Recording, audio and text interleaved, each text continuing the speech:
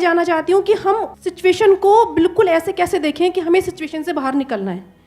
कि मान लो हमारे पास बार बार कोई प्रॉब्लम आ रही है, हम उसे फेस कर रहे हैं, फिर जो आसपास के हमारे सराउंडिंग्स के लोग हैं वो भी टाउंटिंग कर रहे हैं हम पर, नहीं तुमने पहले भी ऐसे किया था, अब फिर तुम फेल हो जाओगे इसमें, तो वहाँ जा करके हम स्टक हो जाते हैं और फिर हमारा कॉन्फिडेंस लूज हो जाता है। हम एग्जैक्टली कहाँ स्टक हो जाते हैं, जिसको आप जो वर्ड यूज कर रहे हो स्टक हो जाते हैं, मतलब आप कह रहे हो कि हम अपनी थिंकिंग में स्टक हो जाते हैं। थिंकिंग में स्टक हो जाते हैं, राइट, कि हम ओवर थिंकिंग में चले जाते हैं। ओवर थिंकिंग कि हम बैठे बैठे बस सोचते रहते हैं कि ऐसा क्यों हुआ, क्या हुआ, ऐसा नहीं होना चाहिए, कि हमारे में कुछ ऐसा हो गया तो क्या होगा, वैसा हो गया तो क्या होगा, मैं दोबारा भी ट्राई किया नहीं हुआ तो क्या होगा। हम जानते हैं कि पहले भी ऐसा हुआ था, फिर हमने उसे ओवरकम कर लिया, लेकिन बार बार वही चीज आते आते फिर वही ब्रेन का जो कंफर्ट जोन है, हम फिर वहीं स्टक होने लगते हैं। और जिस कंफर्ट जोन की आप बात कर रहे हो वो एक्चुअल में ओवर थिंकिंग वाला जोन है। ओवर थिंकिंग वाला जोन है, मतलब बैठे बैठे बस सोचते रहते हैं जैसी हमारी कंडीशनिंग हुई है, कर कुछ नहीं पाते हैं। करते भी हैं तो थोड़ा सा करना शुरू करते हैं, उसके बाद वापस से वो थॉट्स हमारे ऊपर हावी हो जाते हैं। राइट, यही आप कह रहे हैं। राइट सर, प्रॉब्लम जो है इतनी ज़्यादा, क्योंकि एक्चुअली क्या लाइफ में अगर कुछ अच्छा होता है तो शायद हम प्रॉब्लम से इजीली निकल जाते हैं, बट बैक टू बैक जब आपको फेलियर्स ही मिल रहे हैं उस टाइम पे भी आपको फिर दिखना ही बंद हो जाता है कि हाँ, निकलने का भी कोई रास्ता है। प्रॉब्लम सबसे बड़ी पता है क्या है, कि सबको यही लगता है कि हमारी प्रॉब्लम सबसे बड़ी है। अगर यहां पर मैं एक एक करके सबको बोलूं कि आप बताओ कि आपकी लाइफ में क्या क्या प्रॉब्लम्स आई या अभी क्या प्रॉब्लम्स चल रही है, तो आई एम श्योर कोई सोच भी नहीं सकता कि अच्छा ऐसी ऐसी प्रॉब्लम्स भी कोई फेस कर सकता है क्या। तो इन प्रॉब्लम्स के बावजूद भी कुछ लोग आगे बढ़ पाते हैं, कुछ नहीं बढ़ पाते हैं। That is the big question कि एग्जैक्टली हम स्टक कहां पर होते हैं। क्या हम एक्चुअल में लाइफ में प्रॉब्लम्स में फंसते हैं या उन प्रॉब्लम्स को लेकर के जो हमारी थिंकिंग है वहां फंसते हैं। सबसे पहले ये चीज हमको क्लियर होना चाहिए। तो जो हम कह रहे हैं फंस गए हैं, हम एक्चुअल में प्रॉब्लम्स में नहीं फंसे हैं, क्योंकि प्रॉब्लम्स तो सबकी लाइफ में है। हम एक्चुअल में थिंकिंग में फंस जाते हैं। राइट। ये पॉइंट सुनने में छोटा लग रहा होगा, but it is a very big point two understand in life, जो 99% लोगों को नहीं समझ में आता है। हम क्या समझते हैं कि हम प्रॉब्लम्स में फंस गए हैं, क्योंकि the moment you say that, तो जब तक प्रॉब्लम्स रहेगी तब तक आप फंसे रहोगे। और प्रॉब्लम्स कब तक रहेंगी? लाइफ टाइम, जब तक लाइफ रहेगी। Right. But the moment you से कि मैं प्रॉब्लम्स में नहीं फंसा हूं, प्रॉब्लम्स मतलब लाइफ में नहीं फंसा हूं, मैं लाइफ के बारे में जो मेरी थिंकिंग है उधर मैं फंस गया हूं जाकर के। अब मैं उस थिंकिंग को कैसे चेंज करूं? Right. If you say that, तो वो आपके हाथ में पूरा कंट्रोल है। But if you ask me this question कि मेरी लाइफ की जो प्रॉब्लम्स हैं वो कैसे सॉल्व हो, तो उसका कोई जवाब नहीं है, क्योंकि वो कभी नहीं होगा। आज आपकी एक प्रॉब्लम है, वो सॉल्व हो भी जाएगी, कल कोई और प्रॉब्लम आ जाएगी, परसों कोई और आ जाएगी, फिर कोई और आ जाएगी, फिर कोई और आ जाएगी। Right sir. तो कैसे हम अपनी थिंकिंग को चेंज करें? सिंपल, थिंकिंग चेंज हो गई तो सब चेंज हो जाएगा। सब चेंज हो जाएगा, क्योंकि प्रॉब्लम्स को देखने का नजरिया बदल गया तो प्रॉब्लम बदल गई। एक बंदा जिसकी थिंकिंग नहीं फंसी हुई है, उसको आप चारों तरफ से फंसा दो, वो निकल जाएगा। लेकिन जिसकी थिंकिंग फंसी हुई है, उसको आप जा करके दुनिया जहान के सारे रिसोर्सेज दे दो, पूरा का पूरा खजाना भी दे दो, तब भी वो नहीं निकल पाएगा, तब भी रोएगा बैठ करके कि क्या मेरे को चारों तरफ खजाने से कैद कर दिया। अरे भाई, खजाना है, कैद नहीं है। देखा ना ऐसे लोगों को जिनके पास में सब कुछ है लेकिन रोते रहते हैं। तो सब कुछ मिलना इज नॉट अ सॉल्यूशन। जिनकी लाइफ में कोई प्रॉब्लम नहीं है वो भी रो रहे हैं। सो अब आता है कि इसका सॉल्यूशन क्या है, कि we are stuck in our thought process, how to get out of it. तो सबसे पहली चीज ये समझनी है, ज्यादा सोचने से कुछ नहीं होता है, सही सोचने से होता है। अभी सही सोचना क्या है? What is right thinking? Positively, not positively सोचना। इसको भी ध्यान से समझ लेना। पॉजिटिव सोचना क्या सही सोचना होता है? फॉर एग्जाम्पल, आगे आप जा रहे हो, किसी जंगल में हो और आगे दलदल है, और आप पॉजिटिव सोच रहे हो, मेरे साथ में कभी कुछ गलत हो ही नहीं सकता, मैंने ताबीज पहना हुआ है, ये मुझे बचाएगा। बहुत लोग हैं बहुत पॉजिटिव है लाइफ को लेकर के, बट क्या उनकी सोच सही है? अभी सही सोचना क्या है? सर मेरे हिसाब से मतलब इंटेलिजेंसी से सोचना, कि मतलब कुछ ऐसा सोचे कि आगे जाके हमें कोई हानि ना हो, कि एक इंटेलिजेंट माइंड से सोचे। अभी इंटेलिजेंट क्या है और फूलिश क्या है? एक है फूलिश तरीका सोचने का, बेवकूफों की तरह सोचना, एक है इंटेलिजेंस के साथ में सोचना। What is intelligence? जिसको हम इंटेलिजेंस कहते हैं, वो इंटेलिजेंस क्या है? साइंस को इंटेलिजेंस कह सकते हैं? नहीं कह सकते। नहीं कह सकते। तो किसको कहोगे? सुपरस्टिशंस को इंटेलिजेंस कहोगे? सुपरस्टिशंस मतलब क्या? बिलीफ, कुछ भी मान रखा है, उसको पकड़ के बैठे हुए हैं, उसके हिसाब से एक्ट कर रहे हैं, उसको इंटेलिजेंस कहोगे? या साइंस जिस तरीके से आगे बढ़ रही है उसको इंटेलिजेंस कहोगे? एग्जैक्टली। तो साइंटिफिक वे ऑफ थिंकिंग समझना पड़ेगा, वो क्या है, उसको अपनी लाइफ में लगाना पड़ेगा, तब आप कह सकते हो आपकी जो थिंकिंग है वो सही है। अब ये साइंटिफिक थिंकिंग मतलब क्या? रियलिटी को एज इट इज देख लेना, दैट इज साइंटिफिक थिंकिंग। यही तो है, और क्या है? There are laws of this universe, उसको एज इट इज देख लेना, उसको ऑब्जर्व करना, यही तो है साइंटिफिक थिंकिंग। उन लॉज को बदलना नहीं, क्योंकि साइंस बदल नहीं सकती उन लॉज को। लॉ ऑफ ग्रेविटी को साइंस बदल नहीं सकती है, उस लॉ को समझ करके उसके हिसाब से एक्ट कर सकती है। इसी साइंटिफिक थिंकिंग को अगर हमको अपनी लाइफ में लगाना हो तो इसका मतलब क्या? एक थिंकिंग हो सकती है लाइफ से रिलेटेड, जो भी आपके दिमाग में कचरा भरा पड़ा है बचपन से लेकर के आज तक, जैसा आपको समझाया गया है लाइफ के बारे में। किसने समझाया है? वो लोग जो खुद नहीं समझते, लाइफ के बारे में अपने अपने बिलीव्स बनाए हुए हैं, अपने अपने स्टैंड पॉइंट से लाइफ को देख रहे हैं। फॉर एग्जाम्पल, कोई हिंदू है तो एक तरीके से लाइफ को देख रहा है, कोई मुस्लिम है तो अलग तरीके से लाइफ को देख रहा है, क्रिश्चियन है तो अलग तरीके से देख रहा है। क्या सही है इन तीनों में से? कि तीनों को सही थिंकिंग कह सकते हैं? ना, क्योंकि आपस में लड़ झगड़ रहे हैं। साइंस में कोई लड़ाई झगड़ा होता है? अगर मैं किसी साइंटिफिक फैक्ट के बारे में बात करूंगा, क्या कोई हिंदू, मुस्लिम, क्रिश्चियन आकर के आपस में लड़ सकते हैं?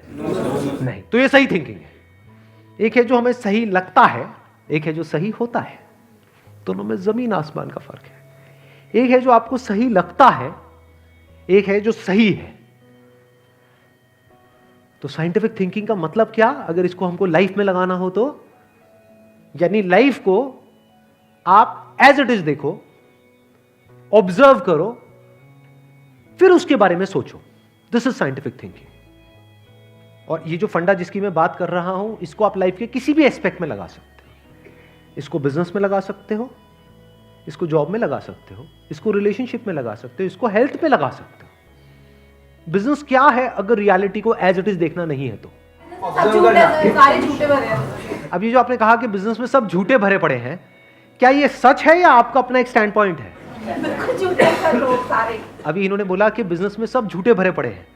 अभी ऐसे ही यहाँ पे मैं अलग अलग लोगों से अलग अलग बातें पूछूंगा ना, तो सब बड़े कॉन्फिडेंस से बोलेंगे, as if they know it for sure. जैसे मैं पूछूंगा, हाँ भाई यहाँ पे किसी मेल का किसी का ब्रेकअप हुआ होगा, तो सारी लड़कियां ऐसी होती है, सब धोखेबाज है। ऐसे ही कोई लड़की से पूछूंगा, वो आकर के बोल देगी, सर ये तो मर्द जात तो है ही ऐसी, इससे कुछ हो ही नहीं सकता। क्या ये सच है? या आपका अपना एक स्टैंड पॉइंट है, अपना आपका एक बिलीफ है?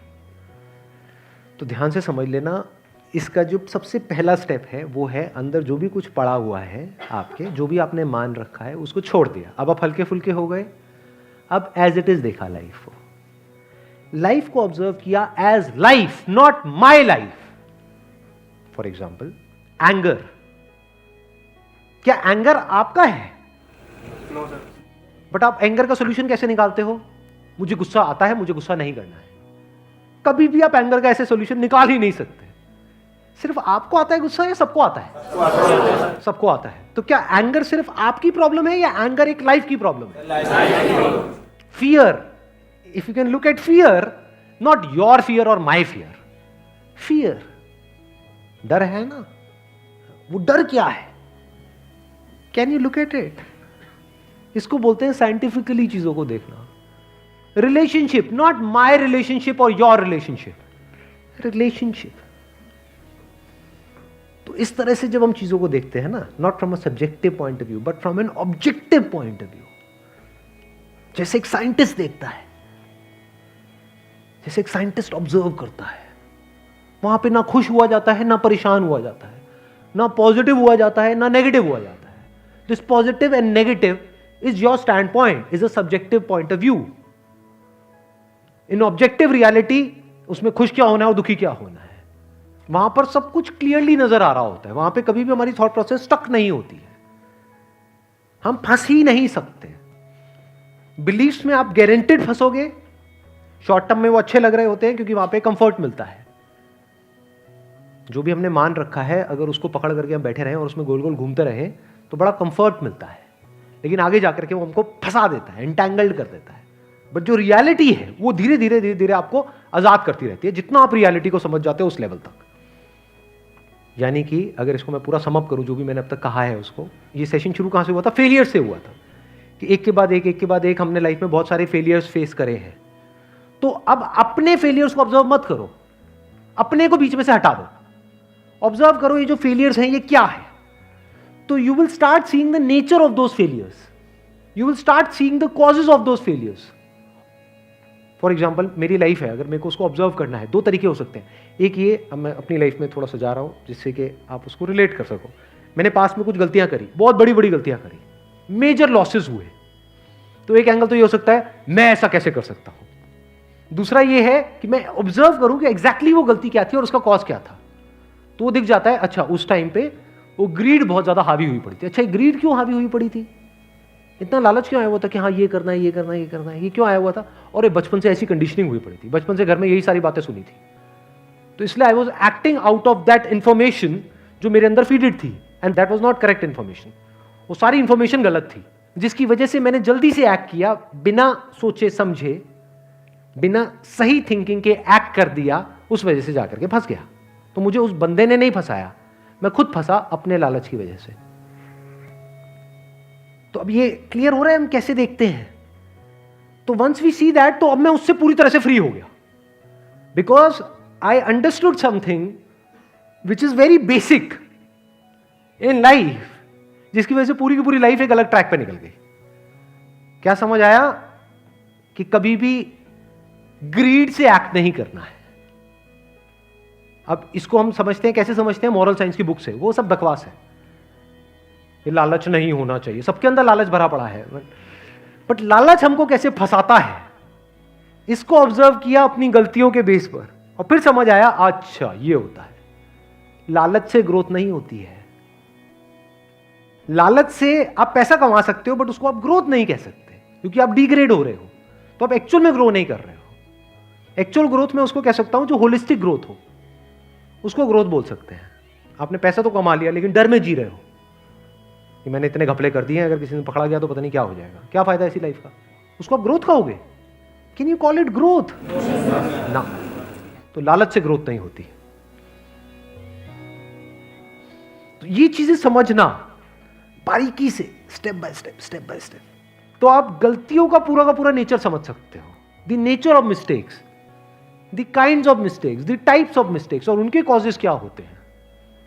और जैसे ही हमको ये सब समझ आ जाता है और साफ दिखने लग जाता है, तो वो गलतियां होनी हमसे बंद हो जाती हैं। और जितनी भी गलतियां हो सकती हैं, उन सबके अगर नेचर समझ आ जाते हैं, तो गलतियां होने की पॉसिबिलिटी फ्यूचर में ऑलमोस्ट खत्म हो जाती है। प्लस जब समझ आ गई है उसकी रियलिटी, तो वहां पे ओवर थिंकिंग के लिए जगह नहीं होती है, अपन थिंकिंग में स्टक नहीं होते हैं।